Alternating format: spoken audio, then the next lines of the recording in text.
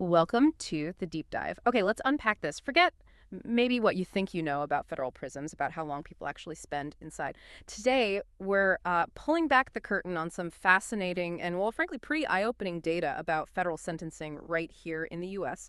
We're taking a really close look at insights from federal sentencing trends, long-term incarceration insights by Devin McClarty. This uses Federal Bureau of Prisons stats, updated very recently, August 9, 2025. It's not just about, raw number. It's about really understanding the true scale of federal sentences, way beyond what you might just see in headlines. So our mission for you today, break down these numbers, find the surprising stuff, and help you really grasp the profound impact of these often multi-decade terms. You should walk away with a much clearer picture. Yeah, and what's really illuminating here is we're not just reading off stats. We're trying to figure out what these numbers tell us about let's say, the philosophy behind the federal justice system, its priorities, and crucially, the long-term effects for people, families, society. And it's important, like you said, this is federal, totally different from state or local jails. We're really going to break down this specific data set today. Okay, so diving right in. As we look at this data, what's the absolute biggest thing, the most striking takeaway that maybe challenges how people usually think about federal sentences? Well, right off the bat, the biggest thing is just the sheer dominance of long-term incarceration. I mean, it's overwhelming. If you connect this to the bigger picture, the federal system, it seems, is fundamentally built around really long stretches of confinement. Look at this. Over half a huge 54.7% of federal inmates are serving sentences of 10 years or longer. And it gets even more focused. Nearly 83% are serving 5 years or more. That's not just a blip. It really is the defining feature. Multi-year, multi-decade terms are the norm. Right. Wow, 54.7% doing 10 years plus. That's a really powerful number. And to add some context, the sources mention the historical average sentence handed down federally is around 152 months. That's what, about 12.7 years? So this isn't some brand new trend then. It seems like a deeply rooted pattern that the current data just strongly confirms. What does it suggest, though, when the system is so heavily weighted towards keeping the majority of its population locked up for such long periods? Well, it suggests a very specific approach, doesn't it? A philosophy in federal justice that really, really prioritizes incapacitation and perhaps long-term deterrence. I mean, when the average sentence is over a decade, that fundamentally alters someone's life path, their family ties, their chances of ever really reintegrating. It's more than just punishment. It feels like a deep, sustained removal from the community, and that obviously has huge societal ripple effects we have to think about. Right. So with this clear focus on long sentences, where do most people actually fall on that spectrum? Let's zoom in a bit. The data talks about these prime sentence zones. Where are they? Exactly. Yeah, when you dig into the numbers, two specific ranges really stand out as where most federal inmates land. The biggest single group, accounting for 24.7% of everyone, that's 35,498 people, they're in the 5 to less than 10 years bracket. And right behind that, almost neck and neck, is the 10 to less than 15 years group that holds 23.1% of inmates, or 33,256 individuals. Okay, so those two groups alone, 5 to 10 years and 10 to 15 years, that's nearly half of all federal inmates right there, a huge concentration. So if you lined everyone up by sentence length, like you said, almost half are just in those two spots. What does that do? What are the effects when nearly half the federal prison population is serving that specific, pretty substantial chunk of time instead of maybe a wider spread?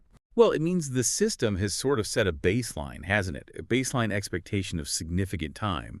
For communities, having so many people gone for 5 to 15 years, that means long-term gaps in families, economic hits, social connections, strain for a really long time. These aren't quick disruptions. They're fundamental shifts affecting kids, money, community roles for years, maybe decades.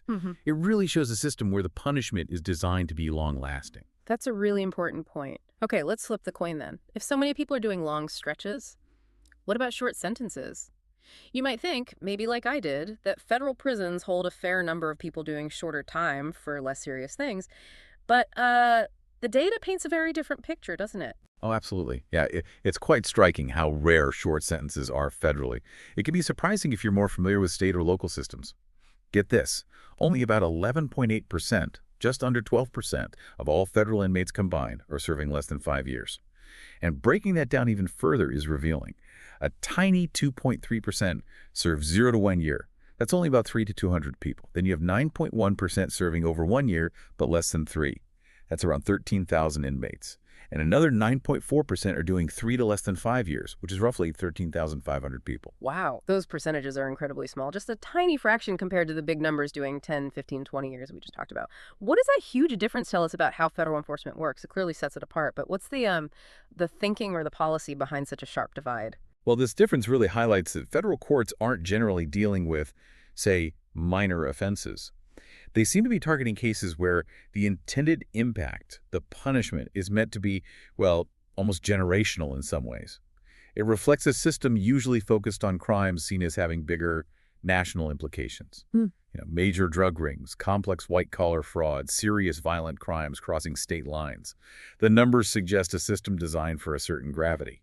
The entry point for federal prison pretty much assumes you're facing serious time already. It's just a different mission compared to local justices handling a wider mix of offenses and shorter sentences. So the federal system is almost entirely playing the long game. Okay. But while that 5 to 15-year range holds the biggest groups, we shouldn't forget the really long sentences, the ones that really define this idea of deep time. These are the sentences that push the limits of what incarceration means. Definitely. Beyond those prime zones, the numbers stay significant. You've got 13.1% of inmates serving 15 to less than 20 years. That's almost 19,000 people. And then a really substantial chunk, 16.0%, that's nearly 23,000 inmates, are serving 20 years or more. And then there's that small but incredibly serious group. 2.5% of federal inmates are serving life sentences. That's 3,584 people facing permanent imprisonment. These figures just keep hammering home the federal focus on very long confinement. Right. Even though life sentences are percentage-wise smaller, their finality, plus that big group doing 20-plus years, it just underscores the seriousness of certain federal crimes. It all feeds back into that headline stat, over half doing 10 years or more. How do these super long sentences shape the overall feel, the character of the federal prison system itself, and maybe how the public sees federal justice? Oh, they absolutely define its character. These really long sentences lead to things like an aging prison population, major challenges for managing prisons, healthcare costs, resources. And for the public, yeah, these sentences often match the idea that federal crimes are extremely serious. They guarantee incapacitation for a long time. But they also bring up tough questions, about the long-term human cost and whether locking people away for that long is truly effective for goals beyond just punishment, like rehabilitation or even preventing future crime after they're out, if they get out. Okay, now, something a lot of people might bring up is good time credits. You hear about inmates getting time off for good behavior. Does that significantly change these numbers? Does it really lessen the impact, the scale of these long federal sentences in reality? That's a really common question, and it's important to clarify. Yes, good conduct credits exist. Federally, inmates can earn up to 54 days off per year served if they behave well. Life sentences are an exception, of course. But, and this is the key point the sources stress, while these credits might shorten the calendar time someone is actually physically inside prison, they do not diminish the sentence's scale. Tens of thousands are still serving what's called deep time. The fundamental length, the weight of that multi-decade sentence, it remains basically unchanged even with those credits. Right. So someone gets 20 years, maybe they get out after, 17 or 18 with good time. But for their family, for their community, for them, that's still effectively 2 decades gone. It's a world away from maybe a state system where good time could cut a shorter sentence much more dramatically. That difference calendar time versus the underlying scale, that seems crucial for understanding what these sentences really mean for people. Exactly. It really highlights that these credits, while maybe good for managing behavior inside the prison walls, aren't really designed as a major pathway to fundamentally altering that initial, often very long sentence. The system's commitment to that original term seems pretty fixed. Okay, so we've walked through this pretty stark data. We've seen the dominance of long sentences, where most people land, even how good time doesn't really change the big picture. What seems to really come through is a very distinct federal approach to justice. So, stepping back, what are the big implications here for us, for society, for the individuals stuck in this system? Yeah, what emerges is definitely a distinct federal justice model, one heavily focused on keeping people locked away for a very long time.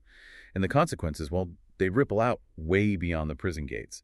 The data really forces you to think about the huge long-term impact on someone's life when they're facing decades inside. What happens to their future, their relationships, their opportunities? It just fundamentally redirects countless lives. And if nearly half of federal inmates are doing 10 years or more, It just raises these huge questions, doesn't it? Does locking people up for that long actually help with rehabilitation? What does it mean for recidivism, people reoffending? And what about the families, losing someone for 10, 15, 20 years, often during crucial years? You have to ask if this system, defined by these long sentences, is really geared towards rehabilitation, or is it mainly about keeping people out of society for as long as possible, with all the consequences, intended or not, that come with that? Absolutely. The sheer volume of these long terms makes you step back and ask, is the system actually achieving what it sets out to do effectively? It forces us to weigh the costs, not just tax dollars, but human potential, community health, against whatever benefits we think we're getting from such long periods of imprisonment.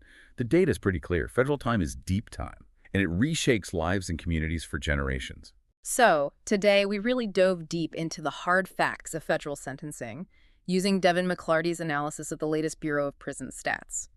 Hopefully, you now have a clearer sense not just of the numbers, but the philosophy behind it, the overwhelming dominance of long-term sentences. You know the key zones, 5 to 15 years being the core, and how good conduct time, while real, doesn't really alter the massive scale of these sentences. Yeah, the numbers really drive it home. Federal incarceration is fundamentally about years turning into decades. The consequences are profound and long-lasting, not just for the person, but for the whole social fabric. It really challenges us to think about what these long sentences mean and what they actually achieve. So here's something to think about as you go about your day. If the federal system routinely operates in decades, not just years, what does that tell us about how we define justice or rehabilitation in America, at least at that level? And maybe more practically, what kind of support, what kind of structures would someone truly need to have any chance of reintegrating after being gone for 15, 20, maybe more years? That's something to mull over, wouldn't you say? Thanks for joining us for this deep dive. We hope it gave you some maybe surprising facts and definitely a lot to think about.